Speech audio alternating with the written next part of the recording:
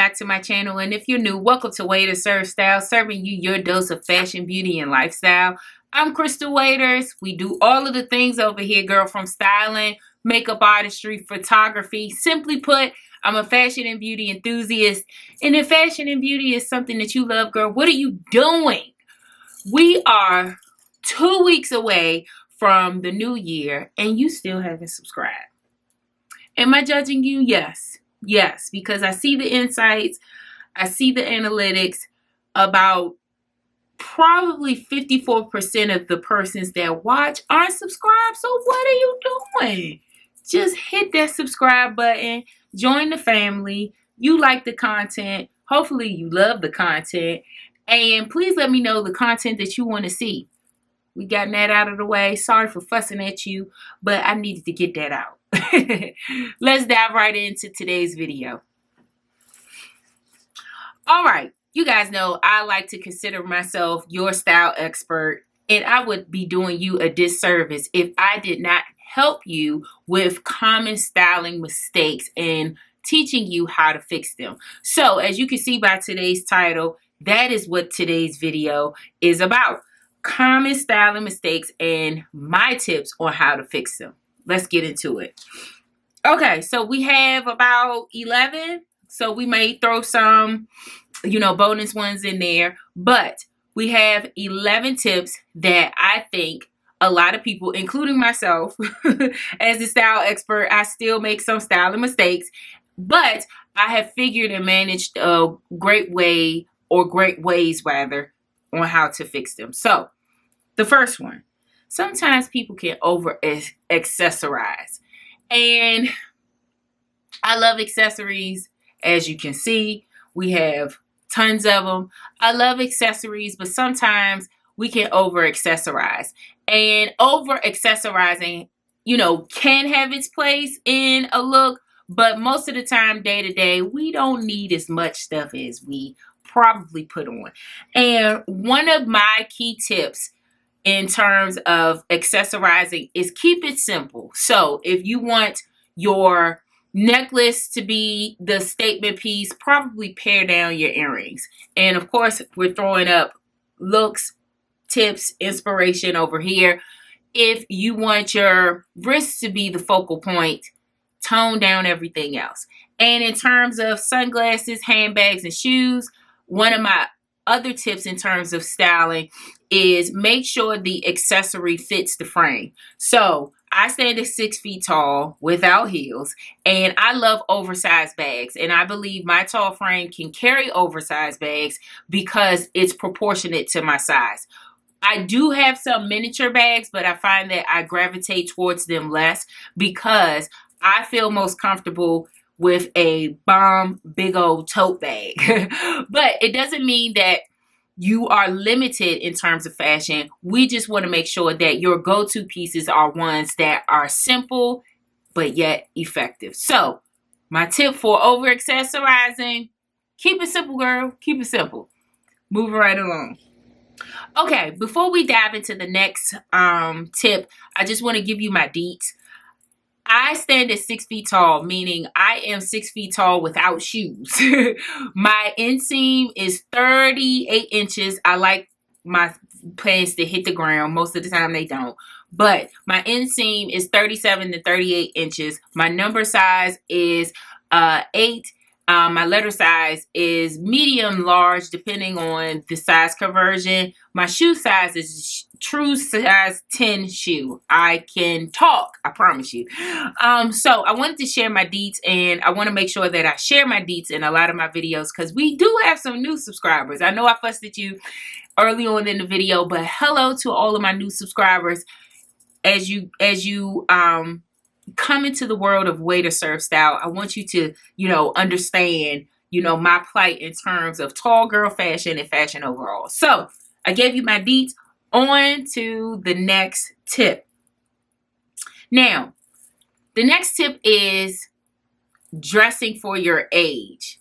And a lot of times this is a mistake because a lot of people I hear, especially the clients that I have, depending on their age, oh, I'm too old to wear that. I think it's probably one of the most ridiculous things that you can say. Now, are you walking around in a Care Bears onesie at 38 years old? Probably not. However, if you are a woman of a certain age and you want to wear a crop top, wear it. You are your age, put on your clothes, and those are clothes that are appropriate for your age.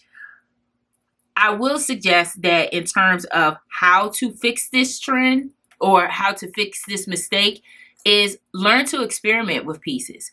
I commonly gravitate towards edgier pieces, but when I really want to try my hand at something new, I will lean more towards on the girly side or, something more formal. I love a bit of edge in every look. Considering my hair is a buzz cut and I love a full beat, sometimes I like that juxtaposition of hard and soft. So try your hand at experimenting with different looks. Don't limit yourself to what you think is age appropriate, because I promise you, no girl that's on the younger scale, probably early to mid 20s, says this is too grown for me to wear. That's crazy. At any age, dress the way that you like. Yes, there are situational appropriate outfits. However, wear and experiment with things that you probably necessarily don't gravitate towards. One of the things that I hate with styling is when I work with clients and they automatically come in with a set number of rules. I don't wear red lipstick. I don't wear red. I can't wear blue. And you ask them why. Where did that come from? Oh, I just don't. Well, let's try it first before you say you can't wear it. So I encourage you, in terms of styling, experiment, try your hand. If it's something that you would not necessarily gravitate towards, try it on, wear it, take a picture, ask your friends, is this nice, is this not, and see what you can get out of that look. All right, moving right along. Okay, bonus tip as it relates to shopping. One of the common mistakes that I find that people do is they don't try on their clothes. And I don't understand why. Like, what? Stores and brands are all not the same in terms of sizing, in terms of cut. So it's imperative that you try on everything, especially when you're in store. Another added tip to that is not just try on your pieces, but try on your pieces and take a video of your outfit. Just move around slightly in the mirror, take a picture, and then when you are trying to decide whether or not this piece is worth you purchasing, look at the image from an objective point of view. What that does is it gives you an idea of how people see you in this look. It's one of the tips that I love, hence the reason why I always have my phone when I'm shopping or in the dressing room, because I need to be able to see how this is viewed on me. Seeing it from my perspective is totally different from seeing it from other people's perspectives. And that is a great tip to ensure that what you are trying to translate is being translated to other people. Got it? Good. Okay, moving right along. Okay, next step, buying the wrong size. Yes, if all of your pieces in your closet is the same size, there are probably some pieces that are either too small or too big. One of the things that I ensure with myself and my clients is we try to forget about the number. Now, I am very cognizant in terms of how I say this, because having lost this, sorry about that, got cut off. One of the things that I ensure with my clients and myself is making sure we forget about the number. And with that is some sensitivity, because having dropped a significant amount of weight, I know how difficult it is to find pieces that fit the frame that you have now versus the frame that you envision. So try to forget about the number, try on the garment, take in maybe a size smaller, your regular size, and a size larger, and whatever fits the best, that's your go-to piece. Because what we don't want to happen is buying pieces that don't fit us well. And then we look back and it's like, why did I buy that? Is it because that I'm too focused on what people think my size is, because most of the time people don't really know your size, or quite frankly, they really don't care what your size is. They just like the outfit. So I encourage you, get a number of sizes, go get a tailor. It's imperative. Get a tailor, even if you have to size up to nip in. One of my tricks as a tall girl is I love to size up in my pants to get extra length and then nip that waist in.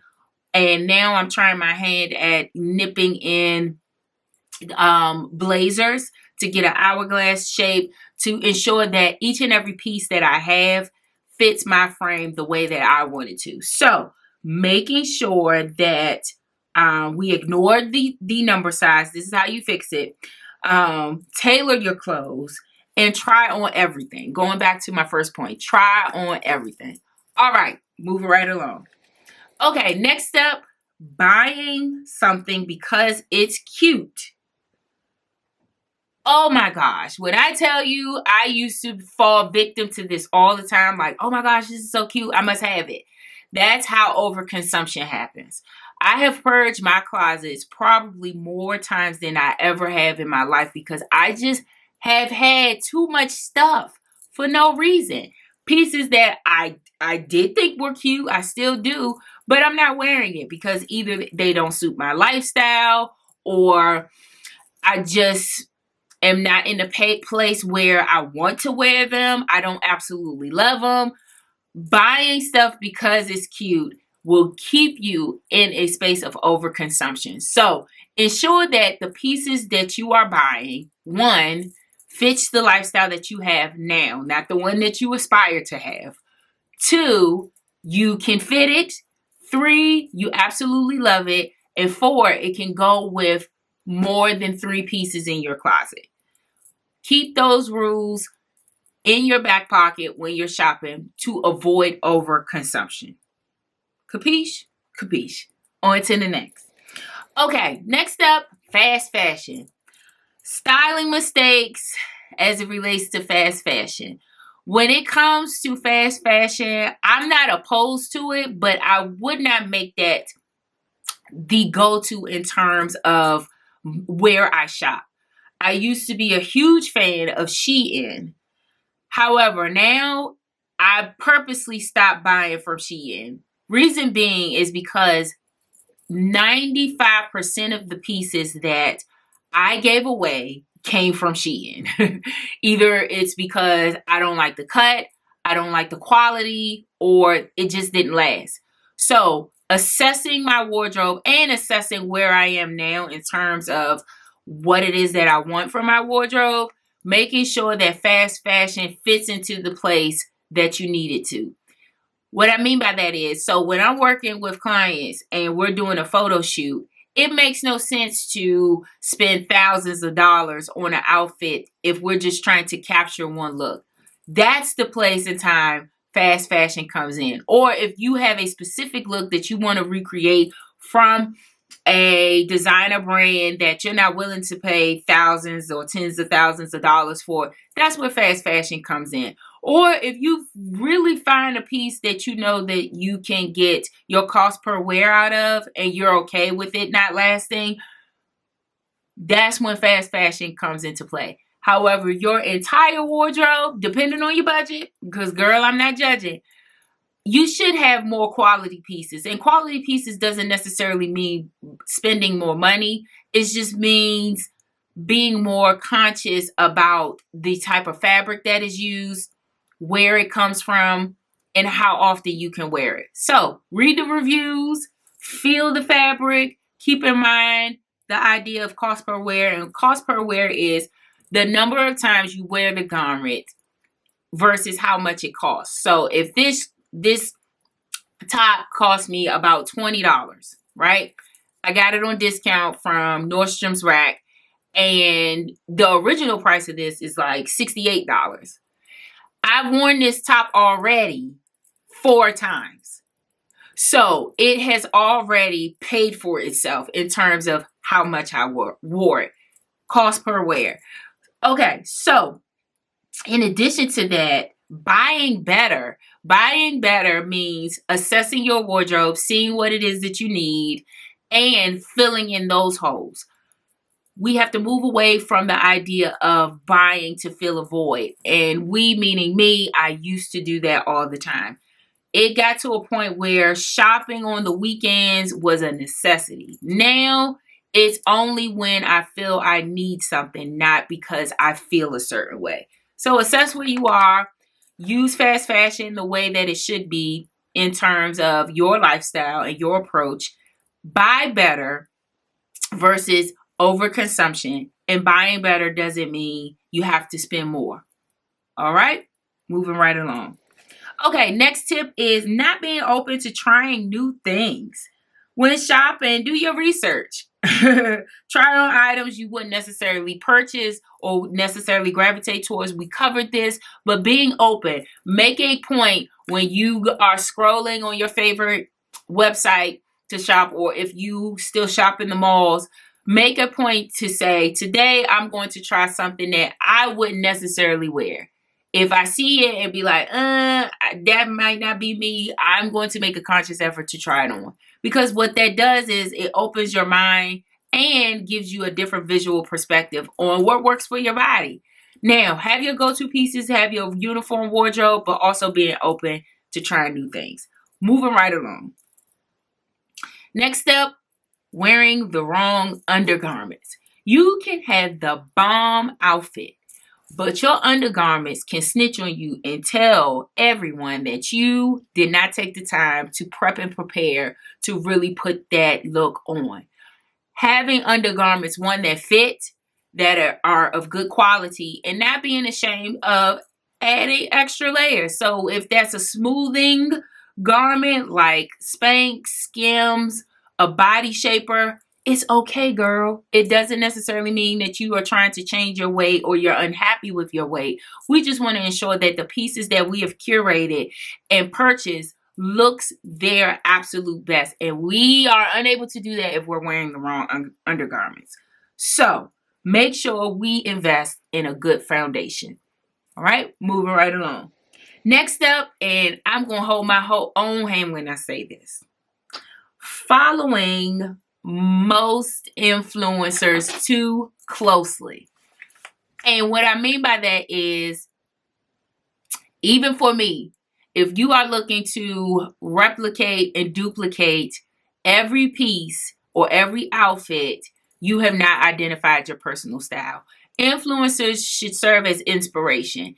And sometimes I fall into the trap of being influenced, like, oh my God, I love that top, I have to have it. Versus, I love that top, let me see if I could recreate that look and then determine whether or not I need to purchase it. So take some time to scale back just a tad on following your influencers too closely. Use their platforms as inspiration, not duplication, including me, but still subscribe. Thanks. Okay, next tip is not assessing your closet. This would not be a tips video if I don't add this in here. You should be assessing your closet regularly. And what I mean by assessing is actually going through, trying on, purging before we spend. If it doesn't fit, if you don't absolutely love it, and if you haven't worn it in a year, it is time to get rid of it. The reason why I hold true to these tips is because, one, if you can't fit it, you're not going to wear it. Two, if you don't absolutely love it, you're not going to wear it, nor are you going to be excited to pull it out. And three, if you haven't worn it in a year, it's proof that you didn't do the other two. You haven't worn it.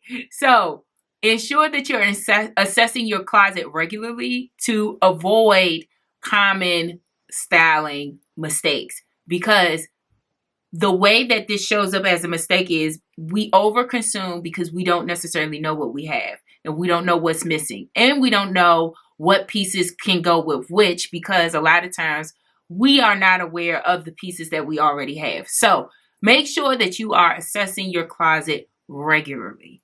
All right, on to the next. All right, my next tip is we forget about the hair, the makeup, and I know we talked about over accessorizing, but accessories play a major part. Identify, the way that we fix this is identify your signature look. For me, Baldy McScaldy. I've been rocking a buzz cut for, this year marks 10 years since I cut all of my hair. And once I made a decision to do that, that's when things aesthetically has changed. I used to be one that relied on, having the bust down, or the color had to be perfect. Was in the salon every week. Shout out to my girl Lauren. If you're in the DMV area, please check her out. I will link her information below. But making sure that you create a signature look that's for you. For me, I love the bald head because, one, in full transparency, one, I don't have to worry about my hair. I wake up, if I feel like brushing it, I do.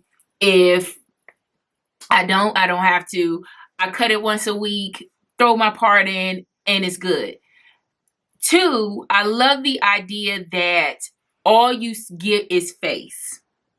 I love the idea that it's edgy, and quite frankly, it fits my aesthetic more than any other hairstyle that I've ever had. I do think sometimes, when am I going to grow my hair back, if ever? But also, too, this is way to serve style. So create a signature look that you go to, that you feel your absolute best, that, if it matters, people compliment you on. But create a signature look. Or make sure that your hair matches the look.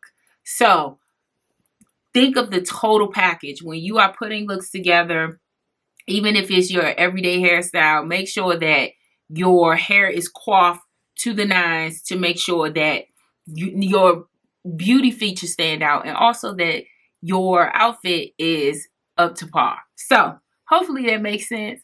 Let me know what you guys think. On to the next. Okay, my last tip, if you don't get anything else, one of the common mistakes that we make is not being confident in what it is that we're wearing. The amount of times that I have seen persons that I work with put on pieces that they just throw on just to throw on. And the whole idea of fashion is to use it in a way by which that it translates to people what you feel inside. That's how deep fashion is for me. It is the creative expression of showing or showcasing who you are through your looks. Let that be one area of your life where you have the most fun. And for me, that's what fashion is. Everything else in my life, I'm very strategic. I am very practical. I am very focused, very organized. When it comes to fashion, if I like it, I'm going to wear it. And even if I put it on and at the end of the day, I think, oh, this outfit was a little bit stupid, I'm going to wear it as if I belong on the cover of Vogue magazine. Believing that you are confident in what it is that you're wearing will translate to other people, regardless of what you have on.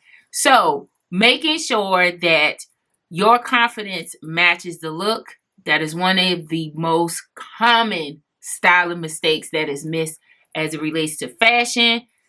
Anything that you put on, girl, you should absolutely love it. Curate a wardrobe that you are excited to wear each and every day. All right, on to the next.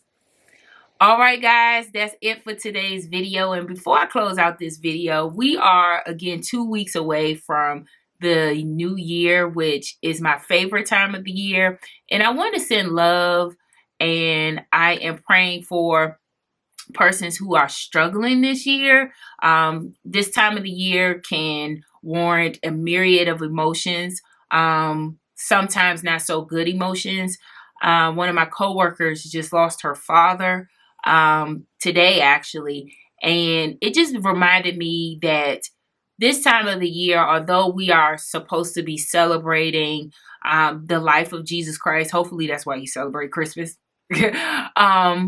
or spending time with family and things of that nature, it just made me think that sometimes this time of the year is difficult for some persons. I'm grateful to God that for me, I still have my moments. It's not my favorite time of the year. I still have my moments, but it doesn't consume me the way that it used to.